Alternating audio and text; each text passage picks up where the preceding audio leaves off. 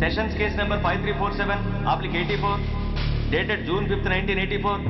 Name of the accused సూర్య.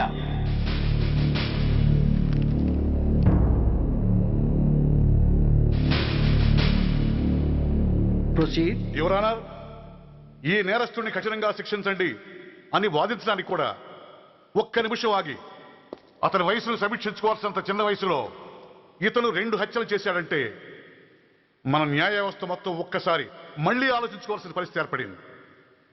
ఇతనికి జరిగింది అన్యాయమే, కానీ హత్యకు హత్య, హింసకు ప్రతిహింస సమాధానం కాకూడదు. ఇతను చేసిన తప్పుకు తప్పకుండా శిక్ష విధించాల్సిందే.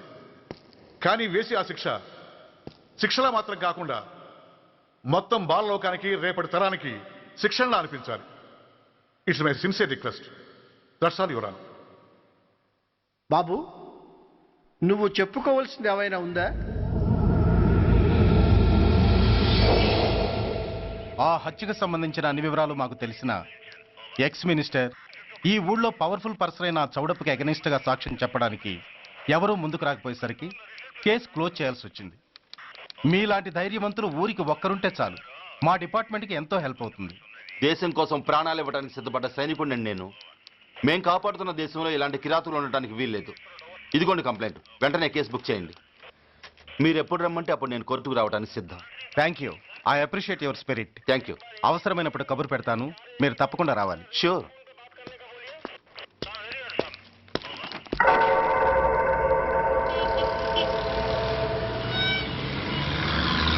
అవును సార్, రిపోర్ట్ ఇచ్చి వెళ్ళాడు. అడ్రస్ తెలుసు సార్, మిలిటరీలో పనిచేస్తాడట. లీవ్ మీద ఇంటికి వచ్చాడు. వాడి సంగతి మేము చూసుకుంటాం సార్, మీరేం వరి అవ్వకండి. అరే ఈ మాత్రం దానికి మీరెందుకు సార్, మేమెందుకున్నాం? తెల్లారేసరికి వాడు ఎన్కౌంటర్ అయిపోతాడు. సరేనా? ఓకే సార్, ఉంటారు సార్. నమస్తే.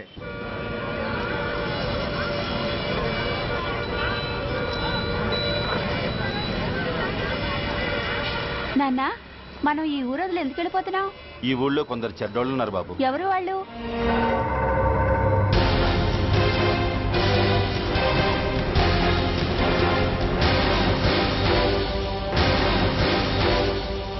జై జవాన్.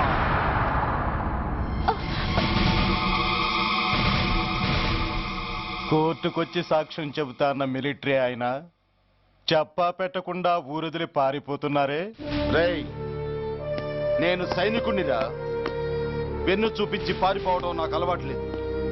కాకి బట్టలు తొడుక్కొని అలాంటి లుచ్చాల దగ్గర పాకి పనిచేసే ఇలాంటి వాళ్ళ పని పెట్టడానికి మళ్ళీ తప్పకుండా తిరిగి వస్తాను రా.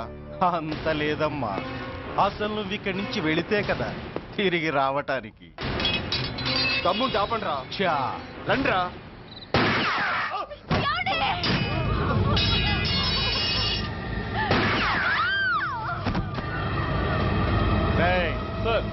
ఆ 2 శవాల్ని బస్సు వెనక టైర్ల కింద పడుకోబెట్టు.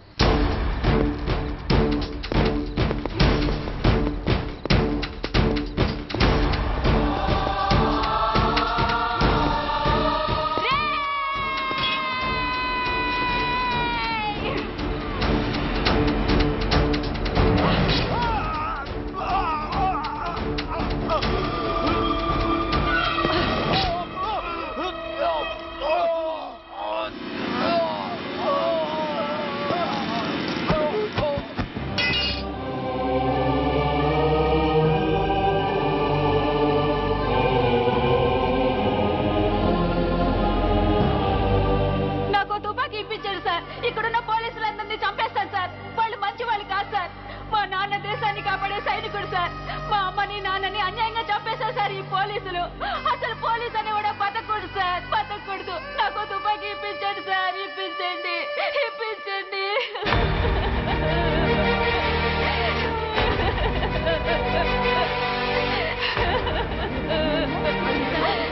Order, order. The judgment is reserved. Court is adjourned. ఏ తలబట్టేసిందా? మీరా? ఏమా బాగున్నారా? బాగున్నానన్నయ్య. రండి కూర్చోండి. ఏరా, బోర్డర్లో ఉండాల్సిన వాడి కోర్టులో పరిశీలన అయ్యావు. ఎంతసేపు అయింది వచ్చి? ఈ కేసు హియరింగ్ స్టార్ట్ అయ్యేసరికి వచ్చామన్నయ్య.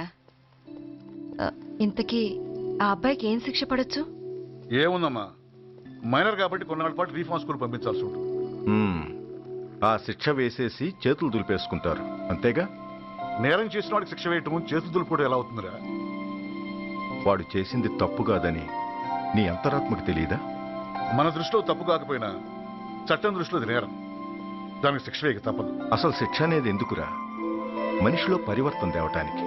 మీరు వేసే శిక్ష వాడిని తప్పు తెలుసుకొనివ్వదు, తప్పుదారిలోకి మళ్ళిస్తుంది. ఏంటో నువ్వు అనేది? ఆ పసి మనసులో ఎంత ఆవేదన ఆవేశం ఉన్నాయో చూసావు కదా. శిక్షాకాలంలో అవి వాడితో పాటే పెరుగుతాయి తప్ప తరగవు. సమాజం మీద కక్షతో, వ్యవస్థ మీద హేట్రెడ్తో ఓ రెబల్గా సొసైటీలోకి వస్తాడు. దగ్గరకు తీసుకుని ఆదరించేవాళ్ళు లేక మరో క్రిమినల్గా తయారవుతాడు. ఇంతకీ నువ్వు అనేది ఏమిట్రా?